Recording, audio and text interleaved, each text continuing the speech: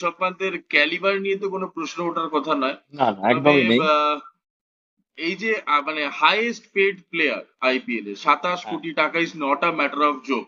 ঠিক আছে, মানে একদম। সেখানে দাঁড়িয়ে ঋষভ পান্ত একটা বড় ব্যাগেজও সাথে করে নিয়ে আসে, যেখানে ওর এতগুলো টাকা যে পাচ্ছে তার হুম অনেক হুম হুম মানে হুম, কি একদম। বলবো, মানে তার অনেক অনেক এক্সপেকটেশন দায়িত্বও থাকে থাকে। টিমের সাথে, এবং সব থেকে বড় কথা একদম। সে টিমের ক্যাপ্টেন। তো হ্যাঁ।